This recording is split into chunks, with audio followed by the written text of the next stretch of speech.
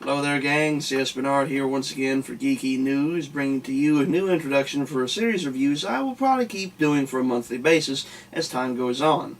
You see, like everyone else from the late 80s, early 90s, I have one little franchise that hangs over my head and was the only comic book I read for a good number of years up until recently when I started reading more books from DC and experimenting with some of the stuff from Marvel.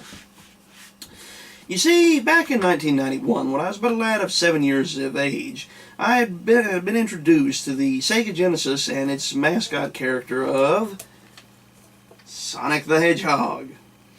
This was a decent little game that garnered quite a bit of attention, and as such it was a tiny little acorn from which a great tree did spring.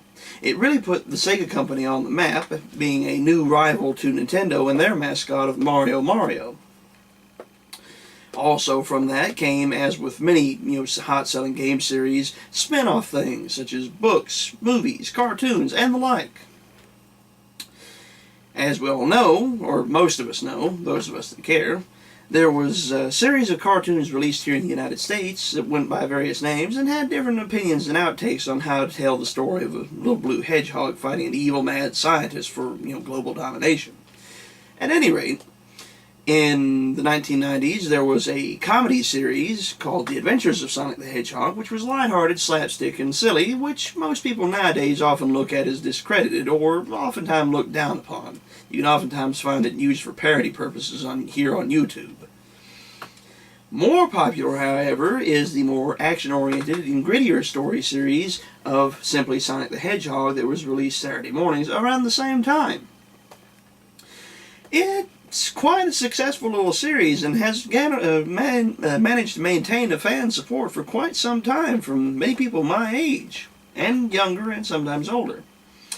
There was also some other spin-offs such as Sonic Underground, which fuck it, no one cares, and then of course there was Sonic X, a anime released from Japan not too long ago. Sonic X is interesting in the fact that this is one of the few times that Japanese media producers wanted to do anything with the character. As it stands, Sonic the Hedgehog has always sold better here in the United States and over in Europe, where of course there were a series of comic books released. In America here, we had simply Sonic the Hedgehog. In the United Kingdom, you fellows and you blokes and blokettes had the benefit of Sonic the Comic.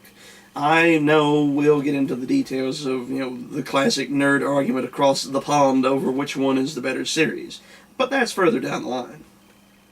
As it is, Sonic the Hedgehog, the comic book series, has been around for quite some time. It's still ongoing to this day, what with it having reached 225 issues not all that long ago, and is actually in the Guinness Book of Records for holding the record for longest running comic book series based on a video game. Quite the thing to tout. What I will not tout, however, is that the series is terrible. How terrible? Fucking horrible!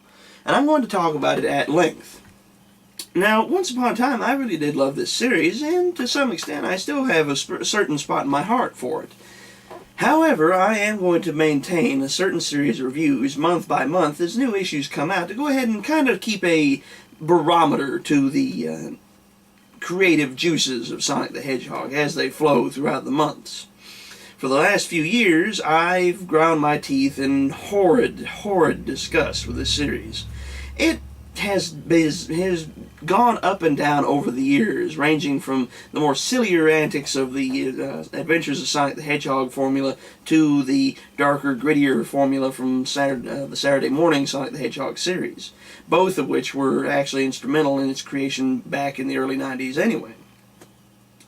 As such, it has, I don't know, it defies explanation, logic, and all other things.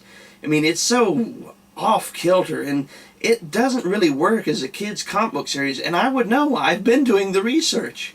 Even at age 27, I can spot what would be a good series for kids and what wouldn't. And this isn't it. It's a series that has all sorts of problems, such as inconsistent storytelling, complete and utter disregard for previous authors and their work, most of whom were actually rather good or had actually dragged the series down themselves after having exhausted themselves in their stories.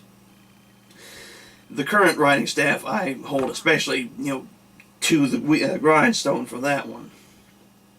Regardless, I intend to go ahead and look at the series month by month, as I said, and detail the adventures that follow around our little blue hero Sonic the Hedgehog and his friends, such as Princess Sally Acorn, the leading lady, as well as the Freedom Fighter team of Bunny Rabbit, Antoine de Coulette, Rotor the Walrus, and of course everyone's favorite sidekick, often compared to more notable sidekicks such as Robin and others. Miles Tails Prower, the little fox that often helps Sonic in his adventures, who is also featured throughout many of the early cartoons. Meanwhile, on the villain side of things, we'll go ahead and take a look at Dr. Robotnik, also known as Dr. Eggman, and his nephew Snively, another Saturday morning cartoon creation. Again, as I said, the Saturday morning cartoon really left an imprint that to this day is carried heavily in these books. As such, however, I do lament the fact that it took such a nosedive.